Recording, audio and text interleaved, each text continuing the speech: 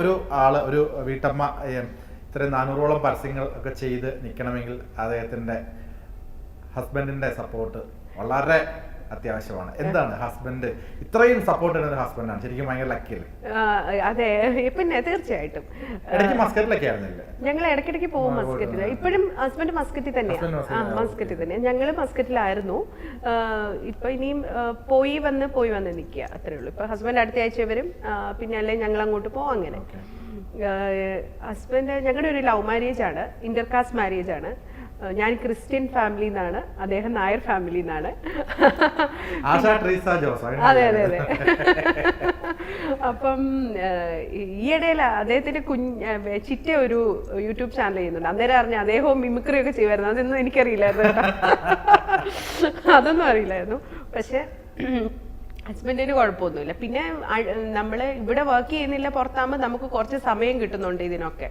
നമ്മളിപ്പോൾ മസ്കറ്റിലൊക്കെ ആണെങ്കിൽ എനിക്കും ബുദ്ധിമുട്ടായിരിക്കും. പിന്നെ മോളുടെ ഒരു പഠനം, അവിടുത്തെ ജീവിതശൈലിയോട് എനിക്ക് അത്ര ഇഷ്ടമില്ല.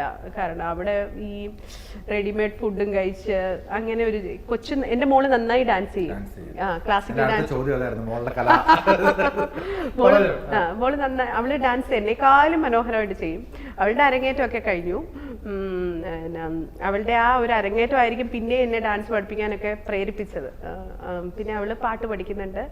പിന്നെ നമ്മൾ ഗൾഫിൽ ഇതൊക്കെ ഉണ്ടോന്ന് വെച്ചാലും അവള് നല്ല ഫുഡിയാ.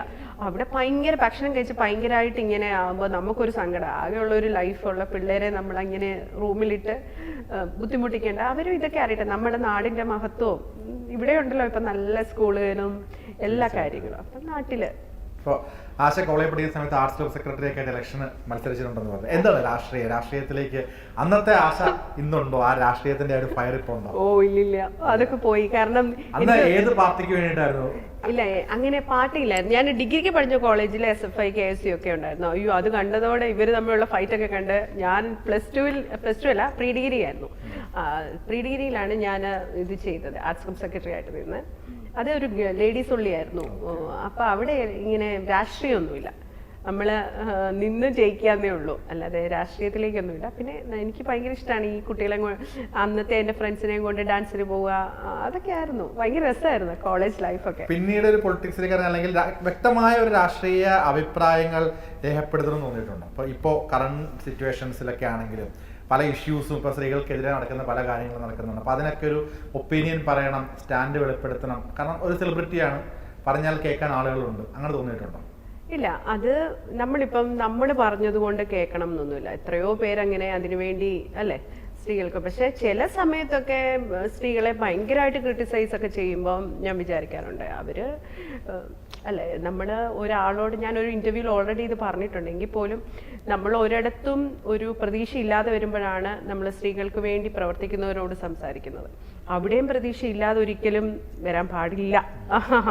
സ്ത്രീകളെന്നല്ല, ആർക്കും. ഞാനൊരു സ്ത്രീകളെ മാത്രം എടുത്ത് പറയല്ല, കുട്ടികളാണെങ്കിലും പുരുഷന്മാരാണെങ്കിലും നമുക്ക് നമ്മുടേതായ ഒരു വ്യക്തിത്വം ഉണ്ടല്ലോ. നമ്മളെല്ലാവരും ഈക്വലി ഇവിടെ ജീവിക്കാനും ഈ സുഖങ്ങളും അല്ലെങ്കിൽ ഈ സൗകര്യങ്ങളും ഒക്കെ അനുഭവിക്കാൻ ബാധ്യസ്ഥരാണ്. എല്ലാവർക്കും അവരുടേതായ സ്പേസ് കൊടുക്കുക. നമുക്ക് ഇന്ന് നാട്ടിലേക്ക് പോയിട്ടാ. എറണാകുളത്ത് മസ്കറ്റിലാണ്, എറണാകുളത്ത് താമസിക്കുന്നു, ചങ്ങനാശ്ശേരിയാണ് വീട്. എന്റെ വീട് ക്വസ്റ്റ്യൻ മുഴുവൻ. നാട്ടിലേക്ക് ഇടയ്ക്ക് പോവാൻ സമയം കിട്ടാറുണ്ടോ? വീട്ടിൽ പേരൻസ് ഒക്കെ നാട്ടിലുണ്ടോ? ഞാൻ ചങ്ങനാശ്ശേരി അമ്മയുടെ വീടാണ്. എന്റെ വീട് പുതുപ്പള്ളിക്കടുത്ത് തോട്ടക്കാടാണ്, കോട്ടയം. എന്റെ ഹസ്ബൻഡിന്റെ വീട് കോട്ടയം നാഗമ്പടാണ്. ഞങ്ങളെല്ലാം കോട്ടയം ചങ്ങനാശ്ശേരിക്കാരാണ്. പിന്നെ നാട്ടിൽ പോകാൻ ചോദിച്ചാൽ ഇപ്പത്തെ 1.5 മാസം നാട്ടിലായിരുന്നു, വന്നതേ ഉള്ളൂ. ഞാൻ എപ്പോഴും പോവും. ഞാനും മോളും എന്തെങ്കിലും ഒത്തിരി ദൂരമൊന്നും ഇല്ലല്ലോ, ഡ്രൈവ് ചെയ്ത് വീട്ടിലേക്ക് പോവും. 2 വീട് അടുത്തായതുകൊണ്ട് ഞങ്ങൾ 2 വീട്ടിലും പോയി കുറച്ച് ദിവസം നിൽക്കും, തിരിച്ചു വരും. നാട് എൻ്റെ നാട് എനിക്ക് ഏറ്റവും പ്രിയപ്പെട്ടതാണ്. ഞാൻ വളർന്ന നാട് തോട്ടക്കാട്. പിന്നെ ഞങ്ങളുടെ ഉമ്മൻചാണ്ടി സാറിൻ്റെ അടുത്ത് പുതുപ്പള്ളി, അങ്ങനെയൊക്കെയാണ് ഞാൻ അറിയപ്പെടുന്നത്. ഞാൻ ആര് ചോദിച്ചാലും പറയും ഉമ്മൻചാണ്ടി സാറിന്റെ വീടിന്റെ അടുത്ത പ്രദേശമാണ്. അറിയുന്ന സ്ഥലമാണ്. അതെ അതെ, ഒരേ മണ്ഡലംകാരാണ് ഞങ്ങള്.